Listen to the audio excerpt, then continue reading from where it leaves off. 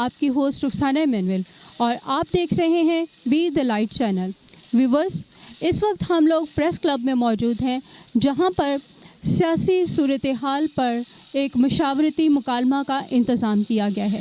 Viewers, آئیے ہم دیکھتے ہیں کہ یہاں پہ شرکا جو ہیں وہ ہمیں کیا بیان کرتے ہیں اور جو لوگ یہاں پہ موجود ہیں انہوں نے آج کے اس پورے پروگرام سے کیا سیکھا اور ان کے کیا خیالات ہیں.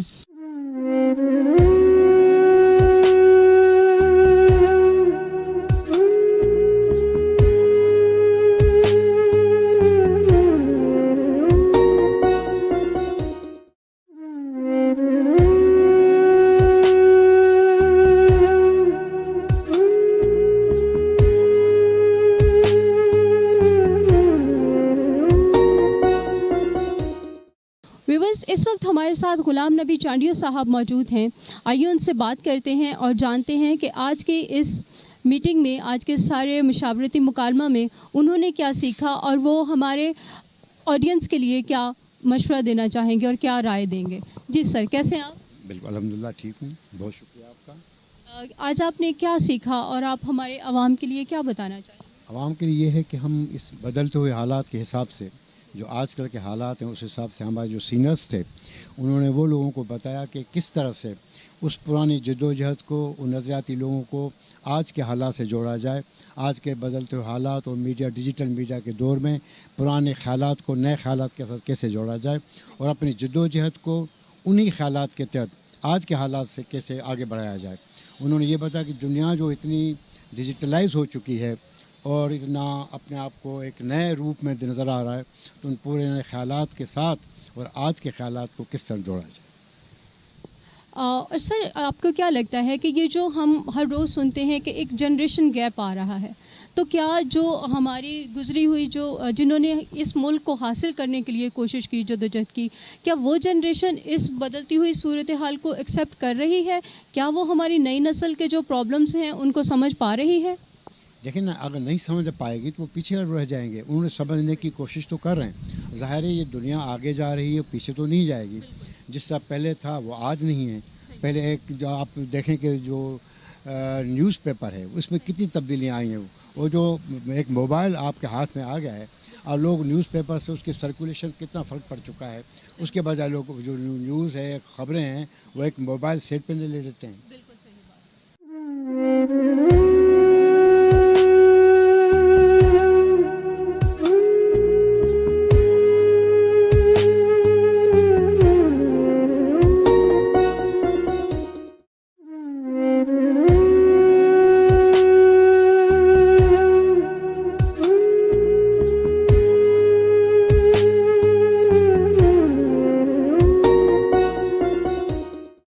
ویورز، اس وقت ہمارے ساتھ ڈیلی اپیل کراچی کے ایڈیٹر شیر محمد خاور صاحب موجود ہیں.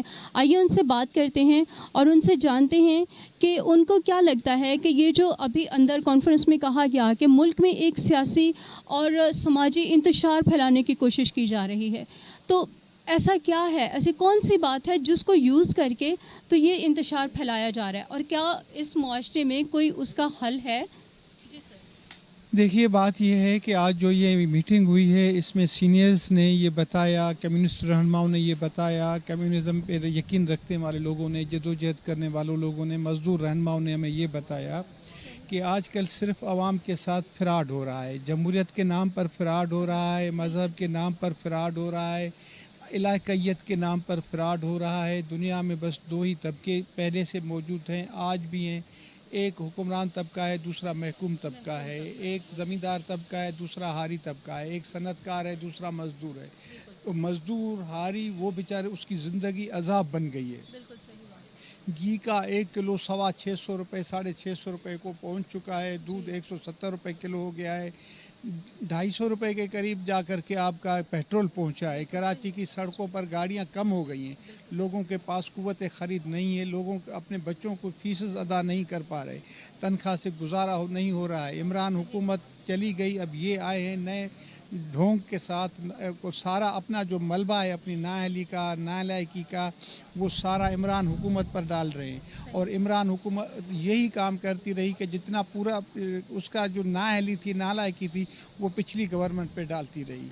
डिफेंस का बजट बहुत ज़्यादा है, तरक्की का बजट बहुत कम रखा गया है। पूरे पाकिस्तान में इस वक्त तरक्याती बजट जो है वो 800 अरब रुपए है, जबकि जो कर्ज़ा लिया गया है पाकिस्तान ने जो कर्ज़ा लिया है उसके लिए 3,950 अरब यानी 4,000 अरब रुपए रखे गए हैं सूद के लिए, और डेवलपमेंट के लिए सिर्फ 8 खरब रुपए रखे गए हैं, जिसमें से भी 35% तो एक इंजीनियर्स वगैरह अपनी नज़र ले जाएगी, कमीशन की नज़र, 15% आप कॉन्ट्रैक्टर का प्रॉफिट बने, तो 400 अरब रुपए से पूरे पाकिस्तान में तरक्की होगी। इसी तरीके से तालीम का बजट देखें शर्मनाक हद तक कम है, सेहत का बजट देखें वो शर्मनाक हद तक कम है।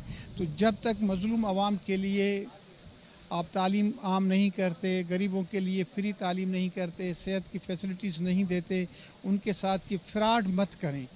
ये आज बताया गया कि मज़दूरों के साथ गरीबों के साथ मुसलसल पाकिस्तान बनने से ही जो फ्रॉड का सिलसिला शुरू हुआ है वो अभी तक जारी व सारी है।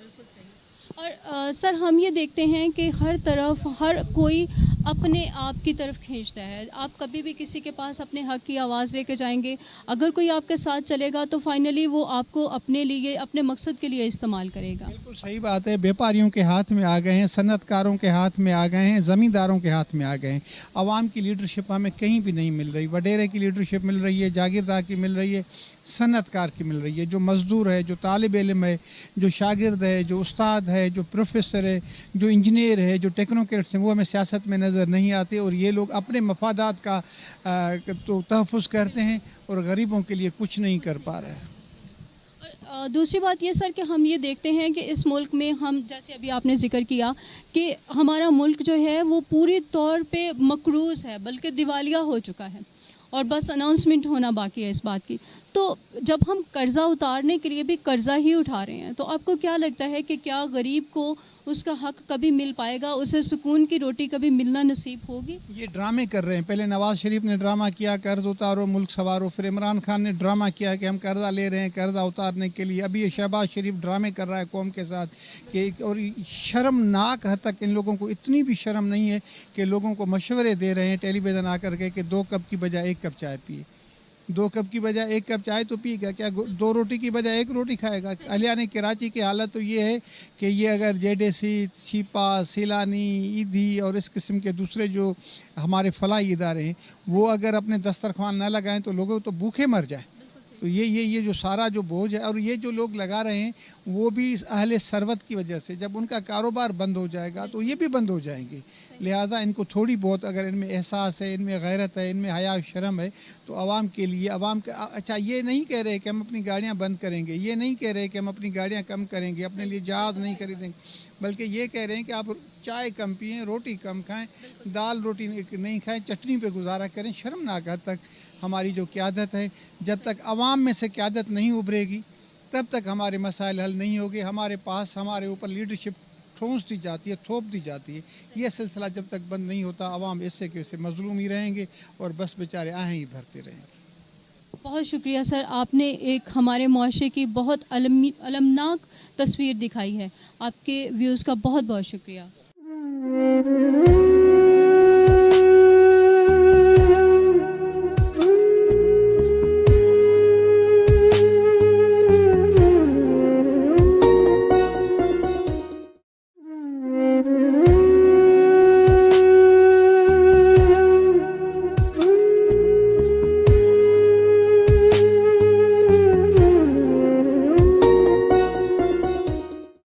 इस वक्त हमारे साथ सफदर साहब मौजूद हैं जो कि ख़ुद एक सहाफ़ी हैं, दिन न्यूज़ से उनका ताल्लुक़ है।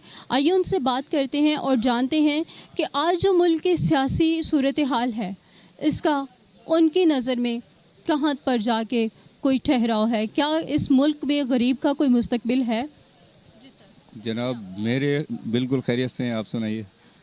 बहरहाल मेरे ख़्याल के मुताबिक इस वक्त मुल्क की बहुत ही मखदूश हालात हैं, ख़ासकर गरीबों के और बहुत ही नादार अफराद जो हैं वो इंतहाई मतलब परेशानी का शिकार हैं। मेरा अपना ज़ाती ख़्याल ये है कि कोई उनके लिए इस वक्त हम भी होपलेस होते जा रहे हैं। جو ہم یہ سمجھتے تھے کہ ایک وقت آئے گا ہمارا ملک ترقی کرے گا، ایسا کرے گا، بچپن سے لے کر آج تک، لیکن اب جو ہے نا ہماری ہوپ ایسا وقت آ گیا کہ ٹوٹتی جا رہی ہے، بریک ہو رہی ہے. آگے تو خیر ہم غیب کا علم تو جانتے نہیں ہیں، لیکن لگ یہ رہا ہے کہ ہم بہت ایک پھنس گئے بحیثیت ہماری قوم جو ہے پوری، یعنی عوام جو ہے انتہائی پریشانی کا اور تذبذب کا شکار ہے. اور اس وقت جو ہمارے حکمران ہیں ان کے بارے میں آپ کیا کہیں گے؟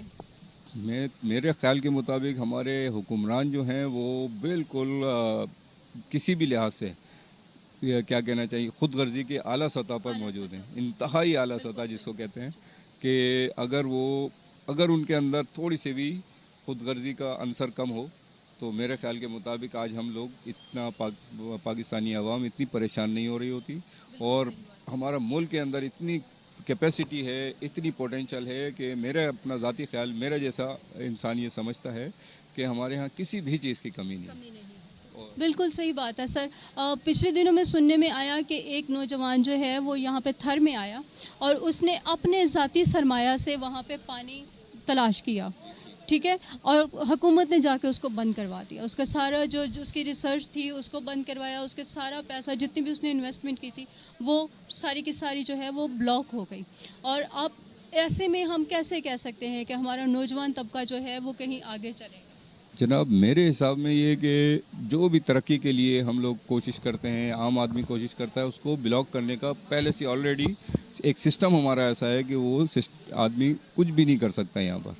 اور اگر ہم مطلب یہ ہے کہ ہمیں کوئی انسینٹیو دیا جائے یا موٹیویشن کا کوئی کام ہو تو بہت ہمارے لوگوں میں اتنی پوٹینشل ہے کہ بہت ترقی کر سکتے ہیں، اور بہت سارے معاملات ہمارے ہاں ایسا ہے کہ ترقی کی طرف جا سکتے ہیں. حکومتی سطح پر تو نوجوانوں کے لیے کوئی کام ہی نہیں ہے کہ مطلب وہ نوجوان صرف یہ ہے کہ ان کا جب وہ بوڑھے ہو جاتے ہیں تو بالکل پینشنر بن جاتے ہیں، لیکن یہ ہے کہ نوجوانوں کے لیے کوئی اسکوپ نہیں ہے. جیسے اسکوپ اگر دیا جائے، آج کل میڈیا اس کا زمانہ ہے، نیٹ کا زمانہ ہے، اور کیا کہتے ہیں بہت ترقی یافتہ دور سے ہم گزر رہے ہیں. بالکل صحیح. لوگ جو ہے نا دنیا میں بچے بڑی تیزی سے ترقی کر رہے ہیں، ینگ جتنی بھی جنریشن ہے بہت تیزی سے ترقی کر رہی ہے، لیکن ہمارے ہاں یہ جو ہے نا ان کا اسکوپ بالکل نہ ہونے کے بعد، بلکہ ہمارے جو لیڈرز ہیں وہ ان کا جو ہوپ ہوتی ہے اس کو ختم کر دیتے ہیں. بالکل. بہت شکریہ سر آپ کی رائے کا، آپ نے اپنی رائے کا اظہار کیا، بہت شکریہ. شکریہ جناب، تھینک یو.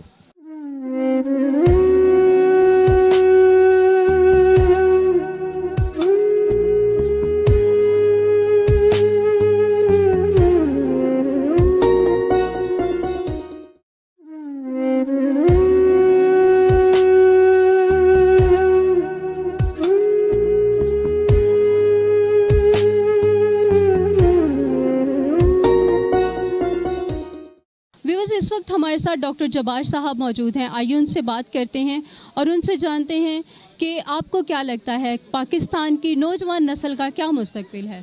دیکھیے یہ آج جو اجتماع جو ہوا تھا، یہ وہ لوگ تو جو اپنی نوجوانی میں جو ہے نا جنہوں نے جدوجہد کی تھی، وہ اپنے تجربات اور نظریات اور اپنے سے وہ بتا رہے تھے، اور نوجوانوں کو کہ یہ بتانا چاہ رہے تھے کہ آج کے زمینی حالات کیا ہیں، سیاسی نظام کیا ہے، اور آج وہ کیسے ایک انقلابی صورتحال پیدا کی جا سکتی ہے کہ جو غریب اور مظلوم طبقے ہیں ان کی جو ہے نا زندگی کے معیار بہتر ہوں، اور ملک جو ہے نا اس سامراجی اقتصادی جو ہے نا شکنجے سے نکلے، یہاں پر خوشحالی ہو، IMF غلام نہ ہو. تو یہ ہے، اس پہ مختلف نقطہ نظر ہیں، اور اس میں دوست آگے بیٹھتے رہیں گے تو ایسے ہی سلسلہ آگے بڑھے گا.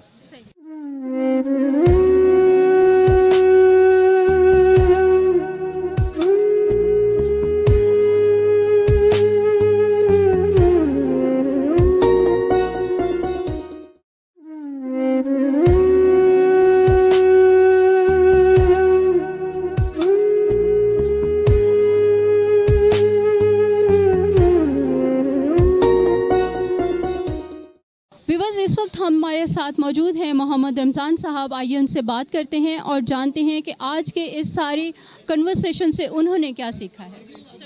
سب سے اہم بات یہ سیکھی کہ جو دنیا میں تبدیلیاں آ رہی ہیں نا، ان تبدیلیوں کے مطابق اگر ہمارے لوگ سیاست نہیں کریں گے اور اس کے مطابق نہیں چلیں گے تو ضد کرتے رہیں گے نا، ضد کرتے رہیں گے मसलन अभी बहुत बुनियादी चीज़ें हैं कि हम IMF को गाली देते हैं, वो तो नहीं कहता हमारे पास आओ, हम खुद जाते हैं ना कि हमें कर्ज दो, फिर वो जकड़ जाते हैं, तो जकड़ा जाएगा। हर मकरूज आदमी जो है जब किसी से कर्ज लेगा तो फिर फ्री में पैसे थोड़ी देगा।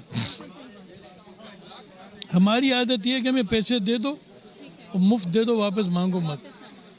तो ये तजर्बा हुआ कि जब आप अपना ये रवैया नहीं बदलेंगे तो आप मुस्तकिल फंसते जाएंगे। दूसरा ये बहुत अहम बात आई है कि पैदावारी हालात बदल गए हैं, दुनिया बदल रही है। हमको उस बदलती हुई दुनिया के साथ बिजनेस करना चाहिए, चलना चाहिए। ख़ास तौर पे अब दुनिया जंगी जुनून की तरफ नहीं है, कारोबारी पार्टनरशिप की तरफ है। जितनी जल्दी हम पार्टनरशिप की तरफ जाएंगे उतनी जल्दी हम मुल्क को बुरान से निकाल पाएंगे। बहुत शुक्रिया। बहुत शुक्रिया सर आपका।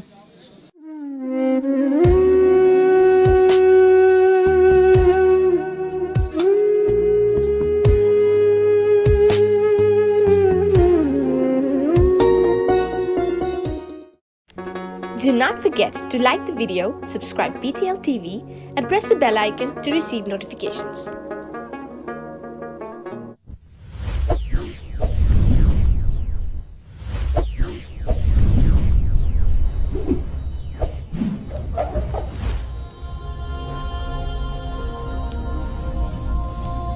Jesus is the light of the world.